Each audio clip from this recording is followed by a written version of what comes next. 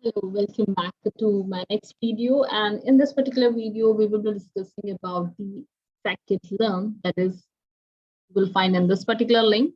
Okay, so scikit-learn is nothing but a Python with respect to machine learning package. And for this particular thing, you can use this particular link, and that particular link will be shared in this particular description below in the video. Okay, so scikit-learn is basically used if you're just performing machine learning using Python. Okay, so in Python, we are going to use Jupyter Notebook. That would be easy to understand and just run the particular script over here. Okay, so in this particular scikit-learn, you will find that getting start, release, highlight. Okay, and then you will find the GitHub. Okay, in this particular GitHub link, you will find lots of related links with respect to the codes where they have performed the data analysis with respect to a scikit-learn, and in that particular GitHub link, you will find lots of different examples where the coders have used to just perform the sklearn using this particular package. Okay, so you can go with respect to the examples which has been mentioned over here. Okay, feature extraction, feature selection, any of the examples you can just use through this particular GitHub link. But now we are going to see that what exactly this is about. Okay, so it is mentioned that it's a simple, efficient tool for the predictive data analysis. Okay, it is accessible to everybody and reusable in various contexts. So built in on NumPy, SciPy, and Matplotlib. So it is an open source and commercial usable. DSP license are available for that. So in that, you will see that it is having a separate tab which containing about the classification. So classification of data using the scikit-learn, you will find in this particular link. Whereas if you want to perform the regression based on your data sets, okay, for that purpose, you can use this particular tab. And hence we have the clustering. So if you want to perform the clustering with respect to your data set, then you can use this particular tab, okay. Then we have the examples with the same with respect to the classification, regression, and the clustering. And then we have this dimensional reduction. So we are going to see what exactly this is about the examples, okay, one by one in coming videos with respect to the futuromics basics and advanced bioinformatics videos, okay. Then we have a model selection. So how you perform the model selection. So we have examples which is mentioned over here, and definitely data pre-processing, how actually we can perform that using sklearn library. Okay, so then we have some uses, community driven, and who to use this particular tab. Okay, so based on your interest, you can just visit every link with respect to explore more on that. Okay, now you can see that this first mention over here is nothing but the classification. Okay, apart from this, you can installation part is available. For that, first we are going to see how to install that. So you can install with respect to the Windows, Mac OS, and Linux has been mentioned over here. Okay, and the installation is again very easy. You have to just perform the particular pip install scikit-learn in your Jupyter notebook. Or else if you're getting trouble over here, you can just go in the Google, okay, and then you can just type over here that is pip install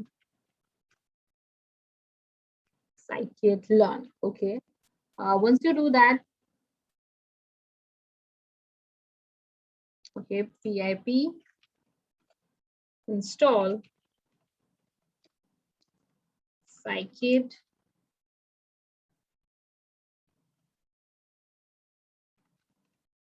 okay, so we have the library with respect to the pip install scikit-learn, and then this is the link. Okay, I'm going to share this link also in the description so that it will be easy for you to just copy this particular link and just use in the Jupyter notebook for performing the analysis part. Okay, so here you will find lots of information with respect to the sklearn library. And then now we are going in this particular tab which containing about the user guide. Okay, so in user guide you will get a very nice overview with respect to how to use each and every you can say as a methods or machine learning models with respect to your data sets.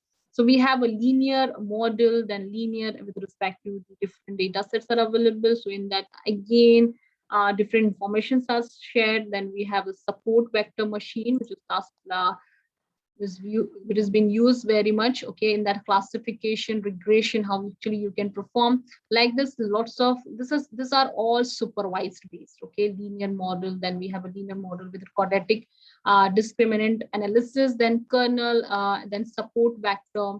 Then we have a sophisticated gradient descent, then the nearest neighbor, Gaussian, Navier Bayesian, decision tree, ensemble methods, feature selection, semi-supervised learning, neural network models, and the probabilistic calibrations.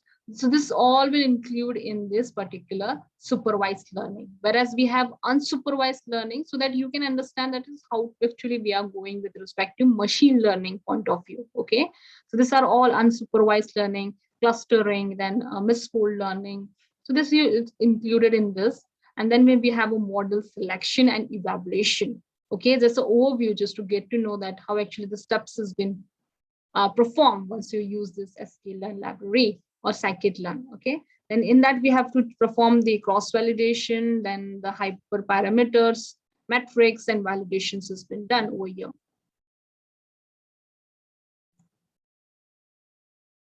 Here you can see as an overview that steps we have to perform in the supervised and unsupervised learning, then the model selection and evaluation, then inspection is done, okay, and how to visualize your particular data once you perform the machine learning using scikit-learn. So that is you will find using this how you can perform that. Then the data transformations steps has been given, and the pipeline, the feature extraction, data pre-processing, finding the missing values in our data. Okay, is the most important thing. Okay, because if you just give your very curated data sets, then you can find a very nice models with respect to your data. Okay, then we have a data loading utilities with respect to some examples has been given. Then computing with sklearn or scikit-learn has been given. So you will find each and every steps over here, and you can just refer this. Then the model based analysis you will get over here, okay, using Python specifics. And then you will find the intent that is mentioned over here, that there is a common pitfalls and recommend practices which has been included over here. Okay, rather than you can just for an theoretical based applications, you can refer this user guide. Okay, and it also contains the APIs, okay, which is available over here with respect to the base classes, functions, and then probabilistic calibration, clustering, classes, functions is always included with respect to the API, okay. And the most important thing what we have to refer from here is nothing but the examples, okay. So we have certain examples with respect to the bi-clustering, calibration, classification, clustering, okay. Separately they have been given, so we can just refer each and every data sets with respect to proper analysis. Okay, then we have a data set examples, then decision tree. If you're working with that type of data sets, then you can just refer as a trial for this and then understand how to use for your data sets. Okay, then we have a decomposition and then ensemble methods. If you're working with the big data, then you can use this modules, and then we have examples based on real world data sets. Okay, so for that purpose, some examples has been given with respect to the analysis point of view using scikit-learn, and the most important thing, that is a feature selection. Okay, and then the Gaussian matrix mixture models are available, and the Gaussian process for machine learning. So this is some advance with respect to the scikit-learn, and generalized linear models are available over here. So like this, number of things are there. So you can use based on your utilities, how you're using your data with respect to what particular purpose. Then we have a model selection. Okay, so like this, nearest neighbors, and then neural network. Okay, again, that has been used widely with respect to the ML point of view or the deep learning point of view.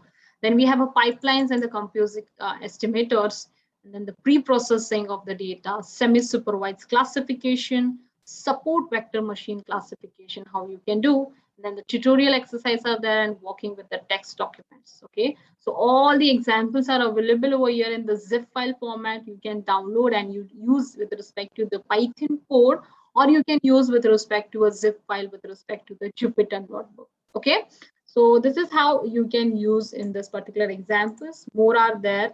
So you can just use accordingly with respect to your interest using scikit-learn.